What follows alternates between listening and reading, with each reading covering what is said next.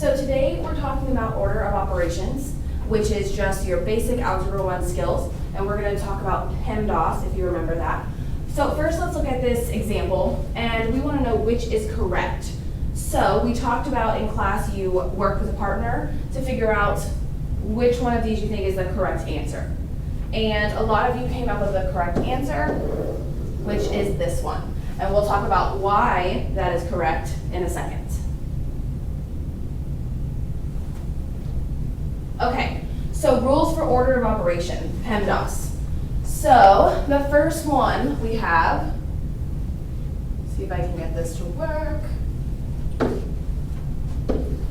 All right, so first thing for PEMDAS is the parentheses.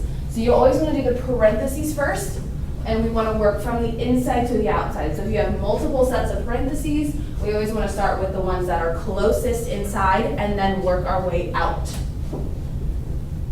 Second is going to be the exponents.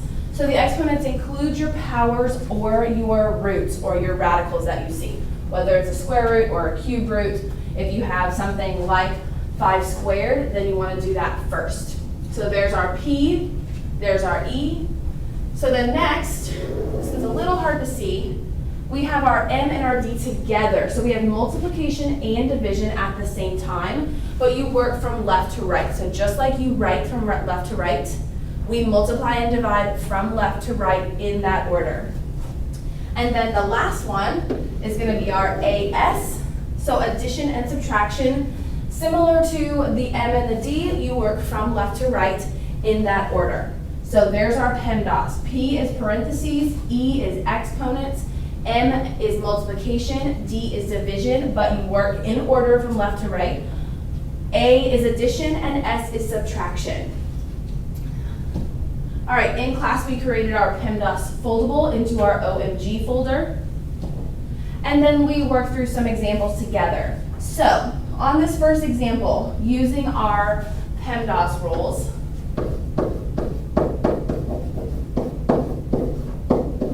first, I look for any parentheses. I don't see any. No exponents. So then let's look for multiplication. So here, I have some multiplication here, and then I have some division here. Remember, we do multiplication and division from left to right. So I have 15 minus, and let's go ahead and over here, remember, we're not using our calculator, so I want to see some old school multiplication. 4 times 3 is 12, so carry the 1. 3 times 1 is 3, add the 1 is 42. So this, in this bracket, becomes 42. And I'm just going to write divided by 6. Okay, so now let's do this division.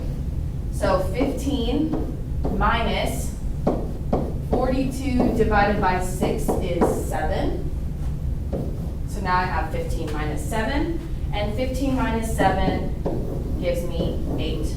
Please box or circle your answers so I can always find your answers easily. Okay, next example. So again, here we look at PEMDAS.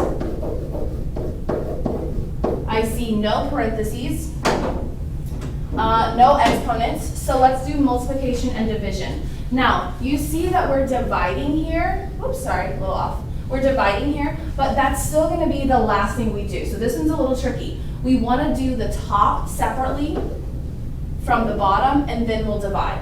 So on the top, let's go ahead and multiply the 2 and the 7. So that gives us 14.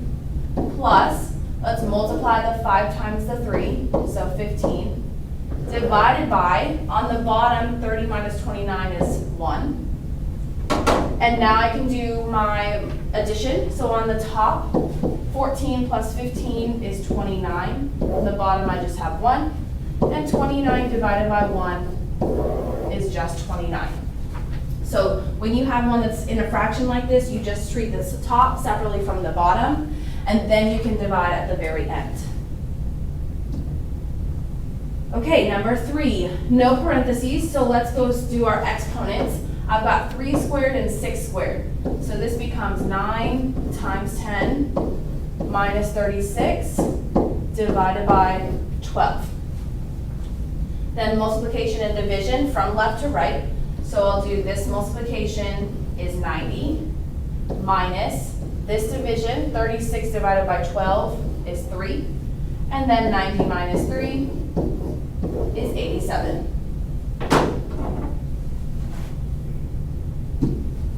Number 4. So finally we have some parentheses here.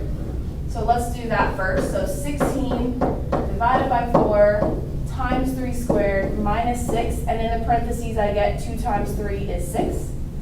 Then I'll do my exponents. So 16 divided by 4 times 9 minus 6 times 6.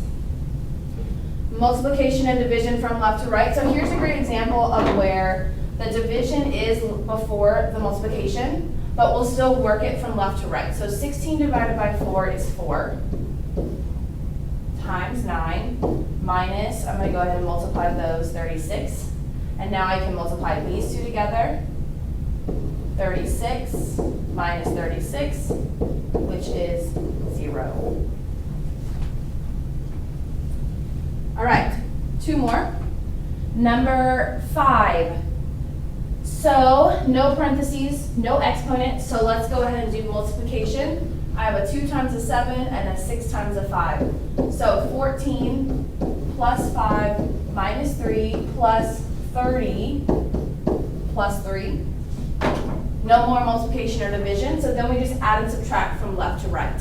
So 14 plus 5 is 19. And I'm just going to write it out so that you can see all the steps. Then 19 minus 3 is 16.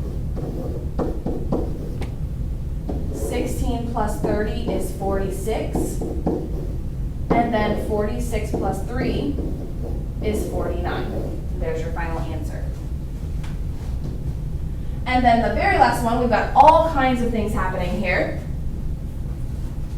So let's start with parentheses. We've got 2 sets of parentheses. We've got this inside here, and then these brackets are another form of parentheses.